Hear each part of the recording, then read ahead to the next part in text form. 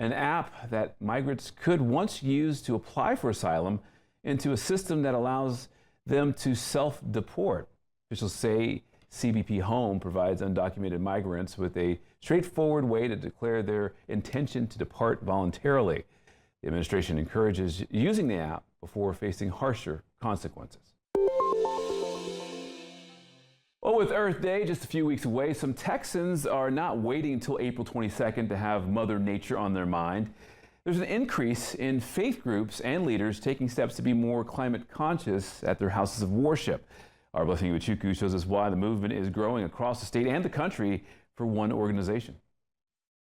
I'm here at the Baha'i Center here in Plano. I'm surrounded by lots of greenery and vegetation. Looks great, right? But turns out these plants are non-native, and members of this community, members of this faith, are trying to change that. They say it's critical. Do we need to use the shovel to sort of make a little crevice? 3 days a week, Chainsaw? Valerie Atwood can wrangle up some volunteers who don't mind getting their hands a little dirty at the Baha'i Faith Plano Center just north of Dallas. Yeah, so the Baha'i Faith is an independent world religion. Their holy writings are revealed. It's a belief she has been following for nearly 3 decades. Is the most holy book. But ramping up efforts to improve her environment is a path she started walking out more religiously less than a year ago. Because I used to come to this Baha'i Center, and I didn't know what to do out here.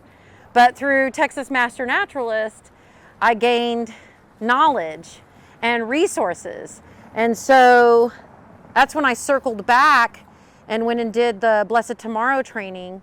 And then I was like, okay, now I can take this to my community. She is part of more than 600 Blessed Tomorrow ambassadors across the U.S., with nearly 4 dozen in Texas alone. Yes, we definitely are seeing a growth, this snowball effect, if you will, that we started with a smaller snowball. And as people are hearing about this, they're going to their pastors and saying, hey, we have resources on writing a sermon. We have trainings. We have examples. Like, how can we support you? Reverend Carol Devine leads Blessed Tomorrow. It's a faith program launched by Eco America in 2014, reaching 57 million congregants on creation care and climate justice. The topic she says many religious folks haven't spoken about in their houses of worship. And when we do research, what we find is that people want their pastors and their faith leaders to be talking and leading on this because people feel helpless. It is such a huge problem, and people feel like that it doesn't matter what they do, that they aren't having an impact. The organization helps denominations in their green efforts via grants and other resources. This is a huge difference. Atwood and her crew are hoping to uproot all the invasive, non-native, and diseased plants at the Baha'i Faith Plano Center. Texas sage. Replacing them with native plants. We're saving on water.